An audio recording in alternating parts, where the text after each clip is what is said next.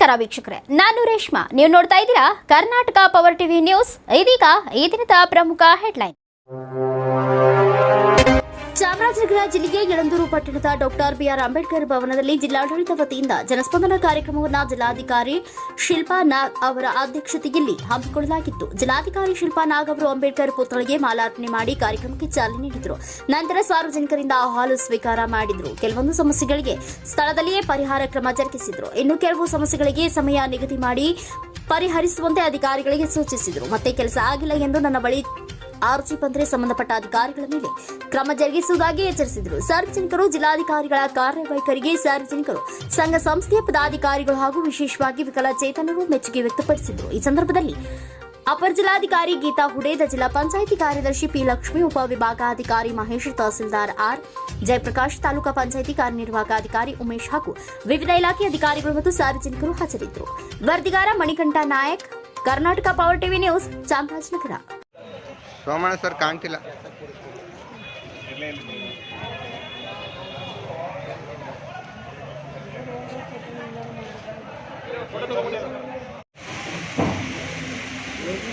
ಎಲ್ಲರಿಗೂ ನಮಸ್ಕಾರ. ಈಗ ಅರ್ಜಿಗಳ ಸ್ವೀಕಾರ ಕಾರ್ಯಕ್ರಮದಲ್ಲಿ ಮೊದಲಿಗೆ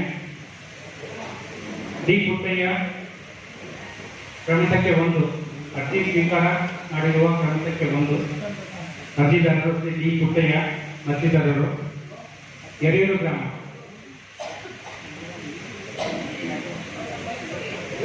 ಕಾರ್ಯಕ್ರಮವನ್ನು ಜನರಿಗೋಸ್ಕರ ಕಲ್ಪಿಸಿಕೊಟ್ಟ ಕಷ್ಟ ಪ್ರಾಮಾಣಿಕ ಜಿಲ್ಲಾಧಿಕಾರಿಗಳಿಗೆ ನಮ್ಮ ಯಳಂದೂರು ತಾಲೂಕಿನ ಜನತೆಯ ಪರವಾಗಿ ಅಭಿನಂದನೆ ಸಲ್ಲಿಸುತ್ತೇನೆ. ನಮ್ಮ ಯರಿಯೂರು ಗ್ರಾಮದಲ್ಲಿ ಸುಮಾರು 400-500 ಎಕರೆ ಜಮೀನಿಗೆ ಹೋಗುವ ದಾರಿಯನ್ನು ಅಕ್ಕಪಕ್ಕದ ಜಮೀನಿನವರು ಸುಮಾರು 20-30 ಅಡಿ ಜಮೀನು ಹೋಗುವ ರಸ್ತೆಯನ್ನು 10 ಅಡಿಗೆ ತಂದು ನಿರ್ಮಿಸಿರುತ್ತಾರೆ. ಆ 10 ಅಡಿಗೆ 7 ಅಡಿ ಬಜೆಟನ್ನು ಕೇಳಿಯವರು ಕಂಬಲಿದ್ದಾರೆ. ಜೊತೆಗೆ ಅಭಿವೃದ್ಧಿ ನಿಗಮ ಮತ್ತು ನೀರಾವರಿ ಇಲಾಖೆಯವರು ರೋಡ್ಗೆ ಬಂದು ಬೋರ್ನ ತಲುಪಿಸಿದ್ದಾರೆ. ಇದು ಎಷ್ಟು ಕಡೆ ಅನ್ನೋದು ನನ್ನ ದೂರ. ಇದನ್ನ ಸರಿಪಡಿಸಿ ನಮ್ಮ ಜಮೀನಿಗೆ ಹೋಗುವ ದಾರಿಯನ್ನು ಇವತ್ತು ಕಟವಾದ ಸಂದರ್ಭದಲ್ಲಿ ಜಮೀನಿನಿಂದ ಬೆಳೆಗಳನ್ನು ಸಾಗಾಣಿಕೆ ಮತ್ತು ಅನುಕೂಲ ಮಾಡಿಕೊಳ್ಳಬೇಕೆಂದು ಮಾನ್ಯ ಜಿಲ್ಲಾಧಿಕಾರಿಗಳಲ್ಲಿ ನಾನು ಮನವಿ ಮಾಡಿಕೊಳ್ಳುತ್ತೇನೆ. ಈ ರಸ್ತೆ ಮತ್ತು ಖಾಸಗಿ ರಸ್ತೆನ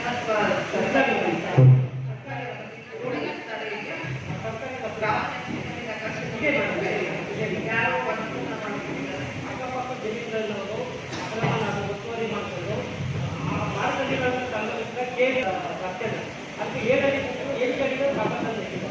ಇನ್ನು ಸಾರ್ವಜನಿಕರು ಅದು ಬೆಳೆದಂತ ಬೆಳೆ ಯಾವ ರೀತಿ ಸಾಗಣೆ ಮಾಡುತ್ತಾರೆ ರೂಢಿಗತ ದಾರಿ ಗ್ರಾಮದಲ್ಲಿ ಕಂಡಿರುವಂತಹ ದಾರಿ ಅಂತ ಹೇಳ್ತಾ ಇದ್ದಾರೆ. ಒಬ್ಬರು ಖಾಸಗಿ ವ್ಯಕ್ತಿಯನ್ನು ಅತಿಕ್ರಮಣ ಮಾಡಿಕೊಂಡು ಬೇರೆ ಒಳಗಡೆ ಮದ್ವೀಪ್ ಒಳಗಡೆ ಸರ್ವೆ ಮಾಡಿ ಗಡಿಗುಟ್ಟು ಮಾಡಿ ಇದೇ ತಂಡದಲ್ಲಿ ಹೋಗಿ ಪ್ರತಿ ಸ್ಥಳದ ಮಾಸದಲ್ಲಿ ಅವರು ಕೂಡ ಹೋಗಬೇಕಾಗುತ್ತೆ. ಎಸ್ಕಾಂ ಪಬ್ಬಗಳೇನಾದ್ರೂ ಪ್ರೈವೇಟ್ ಲ್ಯಾಂಡ್ನಲ್ಲಿ ಅಥವಾ ಬೇರೆ ಲ್ಯಾಂಡ್ಗೆ ಹಾಕಿದ್ರೆ ಅದನ್ನು ಕೂಡ ತೆರವು ಮಾಡಿಸ್ಕೊಳ್ಬೇಕಾಗುತ್ತೆ. 3 ಜನಕ್ಕೆ 1 ವಾರ. ದಯಮಾಡಿ ಯಾರು ಗಲಾಟೆ ಮಾಡಬೇಕು.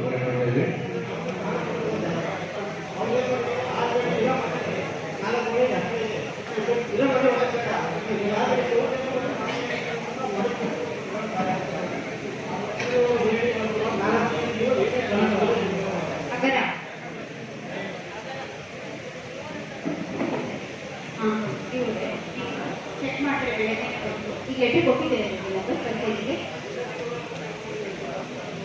ಓಕೆ,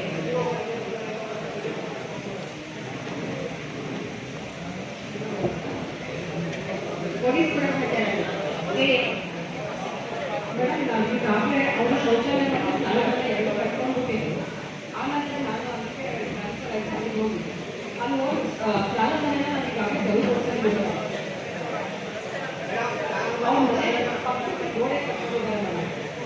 ಪಕ್ಕದ ಗೋಡೆ ಕಟ್ಟಿದ್ದಾರೆ. ಇನ್ನು ಪಕ್ಕ ಶೌಚಾಲಯ ಇತ್ತು, ಸ್ನಾನಮನೆ ಇತ್ತು. ಈಗ ತಿರುಗಿ ಅನುಕೂಲ ಆಗಿ ಅಂತ ಸ್ನಾನಮನೆಯ ಕಲಿತೋರಿಸ್ಕೊಂಡಿದ್ದೀವಿ.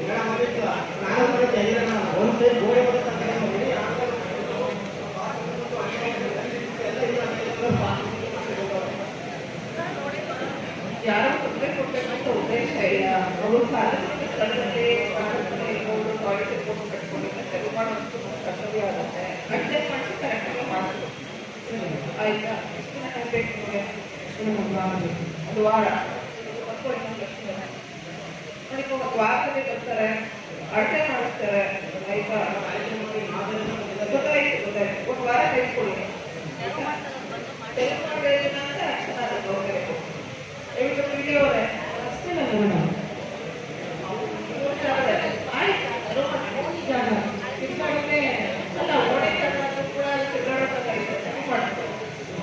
ಒಂದು ವಾರ ತೆಗೆದುಕೊಳ್ಳಿ, ಸರಿ ಮಾಡಿಸಿ ನಿಮ್ಮ ತೆಗೆದುಕೊಳ್ಳಿ. ಎಷ್ಟು ಬೇಕು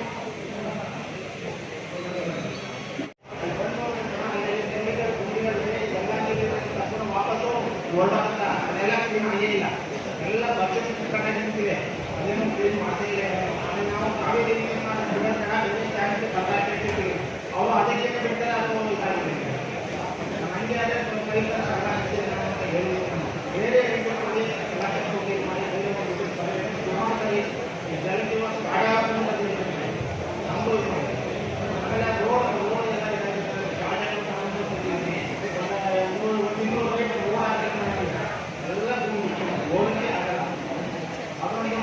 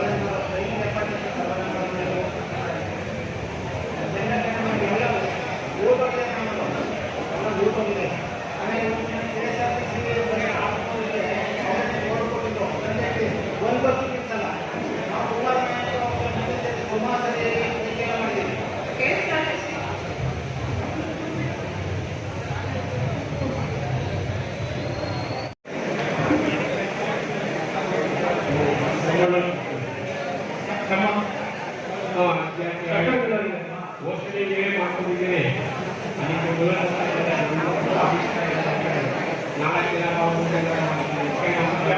ನಾಳೆ